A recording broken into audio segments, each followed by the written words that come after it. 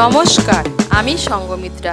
আমার এই সহজ রান্না চ্যানেলে আপনাদের সবাইকে স্বাগত। আজ আমি রান্না করছি একদম নতুন স্বাদে কচুর লতি। আপনারা খুব সহজেই বাড়িতে বানিয়ে নিতে পারেন এই রেসিপিটি। প্রথমে কচুর লতিগুলোকে ভাপিয়ে নেব। তার জন্য কড়াইতে জল বসিয়েছি, জলটাও গরম হয়ে গিয়েছে। এর মধ্যে দিয়ে দিচ্ছি সামান্য একটু নুন, দিয়ে দিচ্ছি কেটে রাখা কচুর লতি। এখানে আমি 500 গ্রাম কচুর লতি নিয়েছি। লতিগুলোকে কেটে বেছে পরিষ্কার করে ভালো করে ধুয়ে নিয়েছি।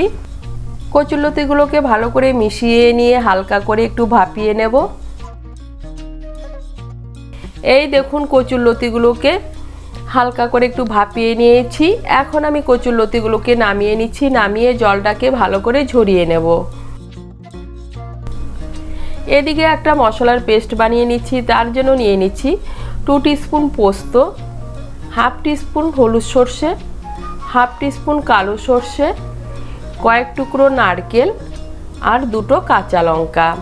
এগুলোকে আমি শিলনোড়ায় বেটে নিচ্ছি, আপনারা মিক্সিতেও বেটে নিতে পারেন।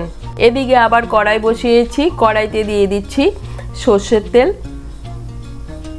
তেলটাকে গরম করে নিয়েছি। এখন এর মধ্যে দিয়ে দিচ্ছি 1/4 টিস্পুন কালো জিরে আর একটা কাঁচা লঙ্কা। ফোড়নটা দিয়ে একটু নাড়াচাড়া করে নিয়ে এর মধ্যে দিয়ে দিচ্ছি একটা বড় সাইজের পেঁয়াজ কুচি। পেঁয়াজ কুচিটাকে মিশিয়ে নিয়ে লাল করে ভেজে নেব। পেঁয়াজ কুচিটাকে লাল করে ভেজে নিয়েছি। এখন এর মধ্যে দিয়ে দিচ্ছি ভাপিয়ে রাখা কচুর লতি। কচুর লতিগুলোকে ভালো করে মিশিয়ে নিয়েছি। এখন গ্যাসের আঁচটাকে বাড়িয়ে দিয়ে কচুর লতিগুলোকে একটু ভেজে নেব।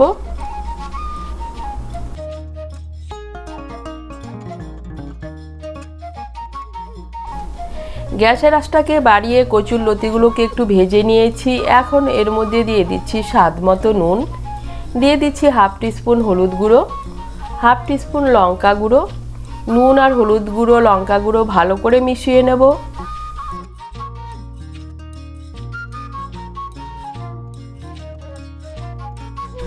নুন, হলুদ গুঁড়ো, লঙ্কা গুঁড়ো ভালো করে মিশিয়ে নিয়েছি। এখন এর মধ্যে দিয়ে দিচ্ছি আমি যে মশলার পেস্টটা বেটে নিয়েছি, সেই মশলার পেস্ট ভালো করে মিশিয়ে নেব। মিশিয়ে নিয়ে কচুর লতির সঙ্গে ভালো করে কষিয়ে নেব। মশলাটাকে ভালো করে কষিয়ে নিয়েছি। এখন এর মধ্যে দিয়ে দিচ্ছি জল। আমি মশলার বাটিটা ধুয়ে আর শিলনোড়াটা ধুয়ে এর মধ্যে দিয়ে দিচ্ছি হাফ বাটি জল। জলটাকে ভালো করে মিশিয়ে নেব। জলটাকে ভালো করে মিশিয়ে নিয়েছি। এখন গ্যাসের আঁচটাকে মিডিয়াম করে 2 মিনিটের জন্য ঢেকে দেব। গ্যাসের আঁচটাকে মিডিয়াম করে 2 মিনিটের জন্য ঢেকে দিয়েছিলাম। আর এই দেখুন, কচুর লতিগুলো পুরোপুরি সেদ্ধ হয়ে গিয়েছে। কচুর লতিগুলো সেদ্ধ হবে কিন্তু একদম গলে যাবে না। এখন একটু নাড়াচাড়া করে নিয়ে এর মধ্যে দিয়ে দিচ্ছি সামান্য একটু চিনি। চিনিটা অপশনাল, আপনারা যদি পছন্দ না করেন না দিলেও চলবে। দিয়ে দিচ্ছি চিড়ে রাখা কাঁচা লঙ্কা আর দিয়ে দিচ্ছি 1 চামচ কাঁচা সর্ষের তেল। ভালো করে মিশিয়ে নেব।